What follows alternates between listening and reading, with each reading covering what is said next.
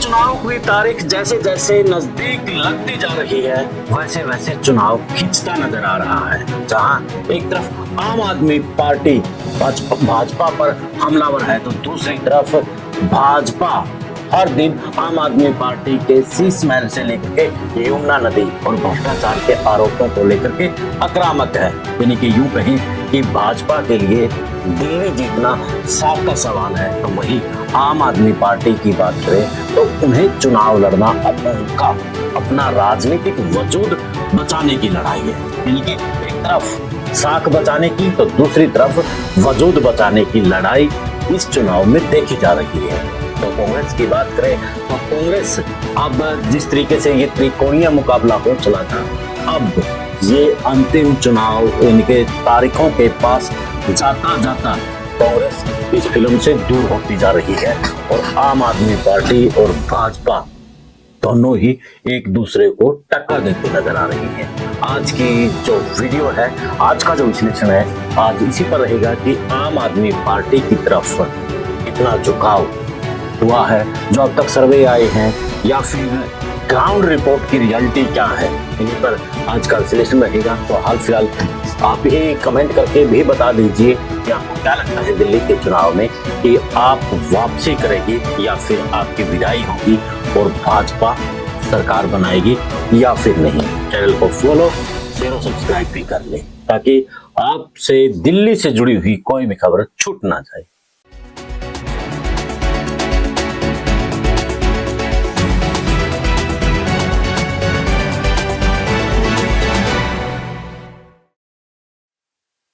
सभी को नमस्कार, राम राम। मैं कुलदीप खंडेलवाल, द विश्व प्रेम न्यूज। बात करें दिल्ली चुनाव की। दिल्ली कहने के लिए छोटा सा प्रदेश है, लेकिन दिल्ली की जो गूंज है वो पूरे देश में जाती है। यही तो नरेंद्र मोदी और शाह, यानी कि शाह और मोदी की जोड़ी को ये बड़ा चुभ रहा है कि मोदी मोदी हर जगह हो रहा है, चाहे साउथ है, चाहे ईस्ट है, चाहे वेस्ट है, हर जगह नरेंद्र मोदी अपना डंका बजा रहे हैं, लेकिन दिल्ली में नहीं बजा पा रहे हैं। आखिर इसके पीछे की वजह क्या है? चाहे 2014 के बाद के चुनाव 15 में हुए हो, 20 में हुए हो, लेकिन वहां पर आम आदमी पार्टी भाजपा को तगड़ा झटका देकर के सरकार बना ही जाती है, और सरकार भी ऐसे बनाती है कि शाह को मौका ना मिले कि वहां पर ऑपरेशन लोटस चला सके, यानी कि सरकार को तोड़ करके वो भाजपा के सरकार बना सके। जैसे कि महाराष्ट्र है, कर्नाटक है, कई प्रदेशों के अंदर हुआ। सरकार बनने के बाद मध्य प्रदेश में भी लीजिए आप पीछे, तो हर जगह सरकार बनी कांग्रेस की, लेकिन ऑपरेशन लोट से शाह ने बीजेपी की वहां पर सरकार बना ली। यहां कामयाब नहीं हुए क्योंकि यहां पर विधायकों की संख्या ना के बराबर थी। तो अब मोदी और शाह दोनों के लिए शाह का सवाल है कि हम जहां बैठते हैं वहां पर जो सत्ता है वो दूसरी पार्टी की है। तो इसी चुनाव में देख सकते हैं कि भाजपा का जो चुनावी कैंपेन है वो आपको हर जगह नजर आएगा। आप चाहे कोई सीरियल देख लीजिए, आप योगा कर लीजिए, खाने का कोई भी आप चाहे पोर्टल निकालिए, चाहे वीडियो के लिए यूट्यूब खोलिए, फेसबुक खोलिए, हर जगह आपको भाजपा मिलेगी। लेकिन अब भी कम नहीं है, आम आदमी पार्टी ही एक ऐसी पार्टी है जो चुनाव प्रचार में भाजपा को मात दे सकती है, चाहे सोशल मीडिया पर, चाहे मीडिया पर, और चाहे उनके जो प्रवक्ता है वो उधेड़ते हैं पूरे भाजपा के प्रवक्ताओं को। यानी कि हर बात का, सवाल का जवाब जिस तरीके से आम आदमी पार्टी देती है, शायद ही कोई पार्टी देती होगी। इनके जेल में जाने के बाद भी अरविंद केजरीवाल और मनीष सिसोदिया के तेवर कमजोर नहीं पड़े हैं, बल्कि और तेज हुए हैं, और इस चुनाव में वो देखने को मिल रहा है। सोशल मीडिया पर हर दिन जिस तरीके से आम आदमी पार्टी एआई के जरिए ऐसी वीडियो बना रही है जिससे मतदाता भी कहीं ना कहीं कंफ्यूज हो रहा है कि हम वोट किसको दें। यानी कि भाजपा और आपकी एआई के जरिए जो जिस तरीके से वीडियो मतदाता के पास जा रही है, वो मतदाता कंफ्यूज हो रहा है कि कौन सही है और कौन गलत है। क्योंकि आम आदमी पार्टी भी आरोप लगा रही है भ्रष्टाचार को लेकर के, तो आप भी लगा रही है। तो दोनों के बीच में कहीं ना कहीं एक दूसरे को घेरने की पूरी जो रणनीति से जुटे हुए हैं जबरदस्त तरीके से। भाजपा यमुना के मुद्दों को लेकर के एक हो जाती है प्रवेश वर्मा, और भ्रष्टाचार के आरोप को लेकर के फिर लग जाते हैं। तो वही आम आदमी पार्टी भ्रष्टाचार की बात ना करके सीधे तौर पर केजरीवाल लोगों के बीच में जाते हैं और खास तौर पर महिलाओं को कहते हैं कि बनिया का बेटा हूं। आप ये बताइए कि पहले आपको बिजली, पानी, शिक्षा, स्वास्थ्य फ्री दिया कि नहीं? क्योंकि अब जिस तरीके से फ्री की रेवड़ियां दोनों तीनों तरफ से आ रही है, कांग्रेस भी दे रही है, भाजपा भी दे रही है और आप भी दे रही है। आपका तो कल्चर है, आपने तो स्टार्ट ही किया था ये। तो यानी कि पूरे तामझाम से आम आदमी पार्टी भी बीजेपी के पीछे पड़ी हुई है और वो पूरी गारंटी दे रही है कि हम फ्री देंगे। और दूसरी तरफ भाजपा की भी बात करें तो भाजपा कह रही है कि हमने मध्य प्रदेश में दिया, हमने महाराष्ट्र में भी दिया, तो हम दिल्ली में भी फ्री महिलाओं को देंगे। दूसरी तरफ जो अब महिलाओं को सम्मान भत्ता देने की बात हो रही है, तो 2100 की जगह 2500 रुपये भाजपा ने कर दिया, 2100 आम आदमी पार्टी ने किया था।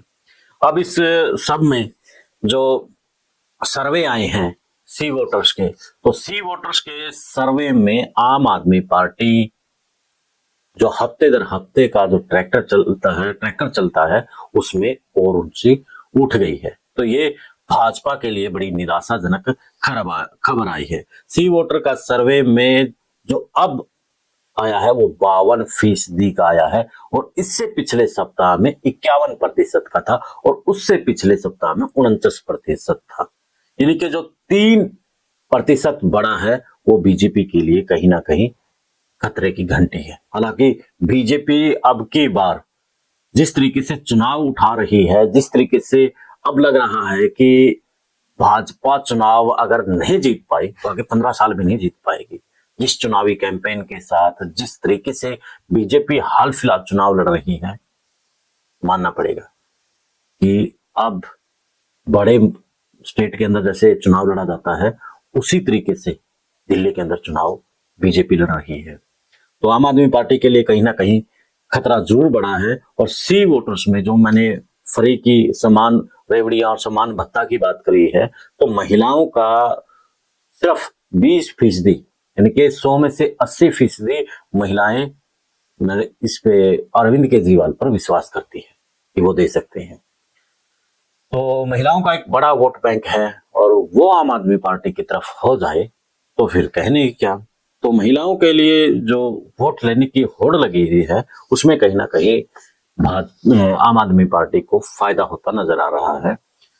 जो भाजपा ने मध्य प्रदेश और महाराष्ट्र का उदाहरण दिया है उस पर कितना महिलाएं विश्वास करेगी वो देखने वाली बात रहेगी। लेकिन हाल फिलहाल जो सर्वे आए हैं उसमें आम आदमी पार्टी की तरफ सर्वे बताए गए हैं। और अब जातिगत तौर पर भी बात करें तो जातिगत तौर पर भी दोनों जो पार्टियां का अपना अपना एक जो वोटर है वो कहीं ना कहीं हिंदुत्व से जुड़ा हुआ है। आज कांग्रेस की बात इसलिए नहीं कर रही है क्योंकि कांग्रेस चुनावी कैंपेन में अब पिछड़ती नजर आ रही है। कांग्रेस अपना जो वोट बैंक है वो बढ़ाती नजर आ रही है। सीटें भी वो 4 से 5 सीटें ले जाने की आशंका जताई जा रही है कि 4-5 सीटें जीत सकती हैं।